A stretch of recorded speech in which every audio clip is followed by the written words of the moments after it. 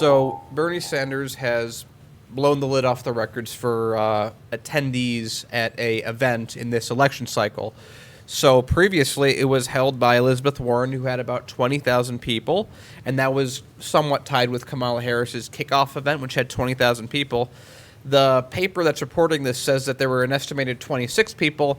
I've heard higher numbers. I've heard 28,500, but I've also heard other people say that they were actually turning people away from the event itself because the park was too filled up, and there was probably about 30,000 people. So if it is the upper end of this number, it's 50% more. If it's not, it's still record-breaking by several thousand people. Yep. So Bernie Sanders won up to Elizabeth Warren at the first event that he came. And this is right. Again, this is coming right after his, heart attack.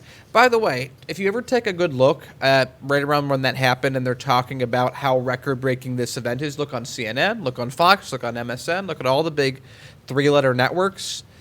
All of them seem to use the word heart attack in about 30% of the words that they use. So check that out. We were going to do a counter on it, but we didn't have the time. Every third word is heart attack. Yeah. Yeah, heart attack. It was like Bernie had Bernie, who had a heart attack, is now at the park after recovering from his heart attack, and we hope he doesn't have another heart attack. And the coronary and the heart attack and the disease and the we coronary. have a doctor that's going to be sitting and talking to us who is an expert in heart attacks. Heart attack. So let's move past that because we don't need to literally match their word count. Yeah, come on, Daniel. We're more professional than that. I'm literally going to read the next sentence that I just picked out on this, which is, it was a triumphant moment for Sanders after his hospitalization triggered questions about his candidacy. So again, even the article, which I liked, has heart attack or heart attack adjacent wording throughout it. But anyway, he blew all the numbers away from previous. And again, big fun fact on this is that the place where this rally was held was very close to where Warren held her rally. So in a similar neighborhood, he's getting at most 50% more people to attend than Warren is. And also, and Sanders says, to put it bluntly, I am back. And then AOC, this is where AOC comes in to do her endorsement, and she had this really wonderful opening speech where she says, when I was a child that relied on chips so that I could see a doctor, Bernie Sanders fought for a single-payer healthcare system. She said, referring to children's health insurance program, when the federal government decided to discriminate and abandon my queer family and friends, Bernie Sanders was putting his career on the line for us. Remember, Bernie Sanders was for equal rights decades before most of the other people in the race.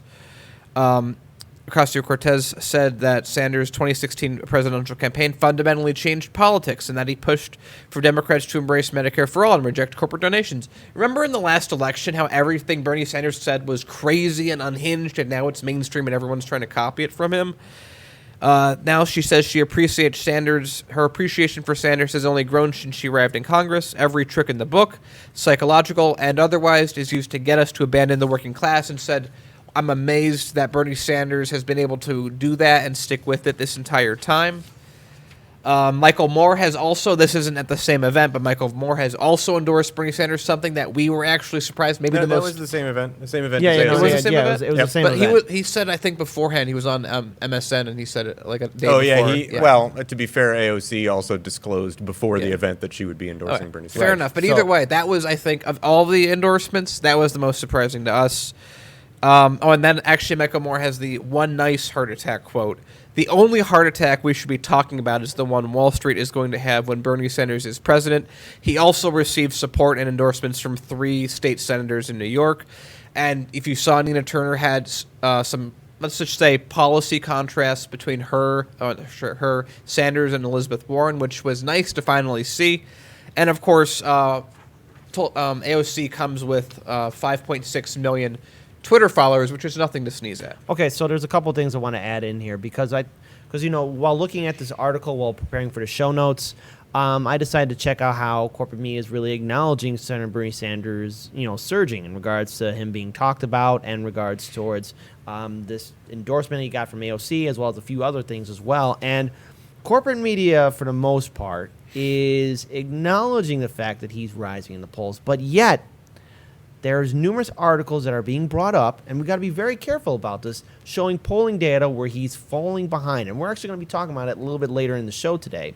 But they're trying to counteract the fact that his movement is growing. Look, Bernie Sanders has a strong political infrastructure. He's consistent with his policies. As Daniel has said it, as Paul has said it, as I said it, he's been talking about the issues, progressive issues, for a very long time. You just can't say, oh, he's never been on point. He has been on point. And that's why he's able to build massive crowds. I bet Biden and Cory Booker and Kamala Harris and even Clinton in 2016 were foaming at the mouth wondering, oh, how is he able to do this?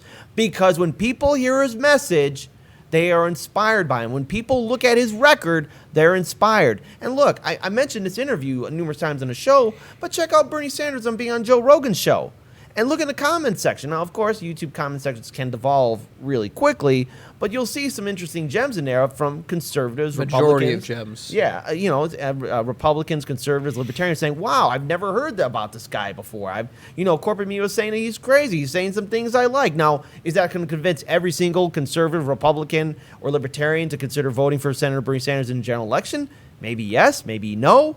But at least he's getting his message out there, and people, voters as a whole, remove all the identity and political labels, voters as a whole are interested in what he has to say. Because in a general election, you have to earn people's vote and then win it. And the thing is, we don't have a majority vote system. We have that thing called the Electoral College, and Bernie Sanders and his campaign has what it takes to turn a lot of key red states into blue states. Now, again, let's hope the DNC doesn't commit any election fraud, but I want to hand it now over to Paul. So what all of this really is us sort of, looking at or looking through the Western media kaleidoscope and trying to divine what this means in terms of probabilities for the primary and then ultimately what that means for the general. And so this is not polling, but there is some crossover with polling. If we can look at crowd size as some kind of indicator for at least enthusiasm behind a campaign, if not actual representation of support. And so the way this plays out is also interesting because it shows that the candidates themselves find a lot of importance in these particular numbers. So the Warren campaign is coming out and saying, hey, my rally in New York had 20,000 people attend. The Bernie rally is coming out and saying we had 25,872 people attend. I think they had 30,000 people. Right. And then so the New York Parks Department has commented, well, yeah, we permitted Bernie's rally for 25,000. There was overflow. Official estimate is about 33,000 if you include people who were trying to hear from outside the park. So officially 25,000 plus or inside and 33-ish thousand total around. So the thing that is like, okay, well, Warren said 20,000. Okay, well, what park was she at and what did she get permitted for? Well, she was permitted for between 8,000 and 10,000, and they can confirm that the park does not really accommodate more than 10,000, and then photos confirm that the park was not totally full. So claiming 20,000 is not something that the Parks Department could corroborate. So I mean, but obviously both campaigns feel like what they tell people the number of people that came out is important. Because perception equals reality, right, Daniel? Yeah, as always, that's exactly right. Perception is reality in politics. So I think that Warren's math is just take the number you get and multiply by 2.5. Yep. Right. And look, here's the thing. Like this election cycle is just only going to get intensified as we get closer to eventually the primary elections. And just a quick reminder to all our national audience: talk to your friends and neighbors and your loved ones and your coworkers. Now's the time to get involved, and more importantly, understand the rules and regulations for your said state when the primary comes. Because here in Illinois, our primary date for Election Day is going to be St. Patty's Day. So for our Illinois crowd, for our Illinois people, vote early, because voting on St. Patty's Day, especially in Chicago, I can't speak for the rest of Illinois.